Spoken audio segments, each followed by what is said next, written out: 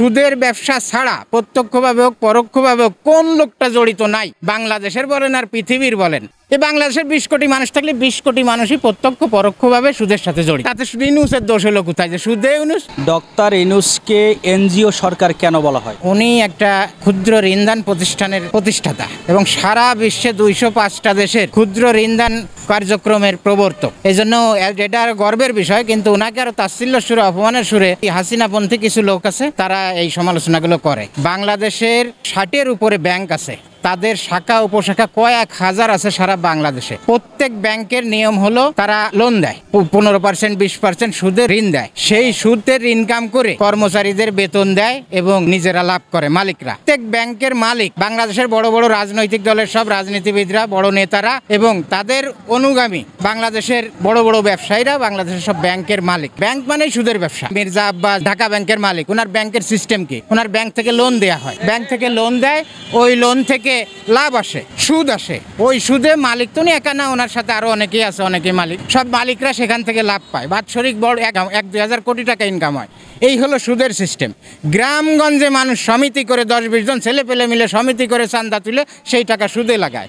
গ্রামগঞ্জে যত ব্যবসায়ী আছে, মহাজন আছে, তারা লাখে 10,000 টাকা 20,000 টাকা মাসে সুদ দেয়। বাংলাদেশে যত জুয়েলারি ব্যবসায়ী আছে, যত স্বর্ণ ব্যবসায়ী আছে, তাদের ওই স্বর্ণ দোকানের আড়ালে মূল ব্যবসা হলো সুদের ব্যবসা। তারা করে কি, লক্ষ লক্ষ কোটি কোটি টাকা শতকরা 5 টাকা হারে মাসে সুদ দেয়, অর্থাৎ বছরে সুদ আসে 60 টাকা, 100 টাকায় 60 টাকা সুদ।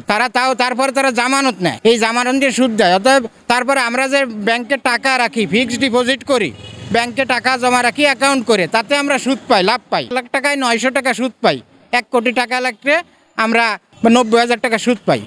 তা এইভাবে সুদ ছাড়া, সুদের ব্যবসা ছাড়া প্রত্যক্ষভাবে হোক পরোক্ষভাবে হোক কোন লোকটা জড়িত নাই, বাংলাদেশের বলেন আর পৃথিবীর বলেন। তাহলে আমি একজন লোকের সুদে বলবো কেন? সে একটা ব্যাংকের প্রতিষ্ঠা করেছে, গ্রামীণ ব্যাংক। গ্রামীণ ব্যাংকের সিস্টেম কি জানেন?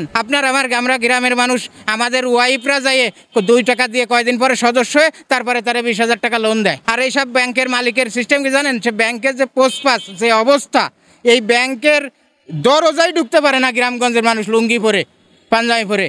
আর তাদের লোন দিতে হলে 1-2 বছর লেনদেন করতে হয়, তারপরে তাদের একটা লোন দিবে। তার জন্য আপনার জমির দাম 50 লাখ টাকা, 50 লাখ টাকা জমি লিখে দলিল করে ব্যাংকে দিয়ে দেবেন, তারপর তারা 20 লাখ 25 লাখ টাকা লোন দেয়।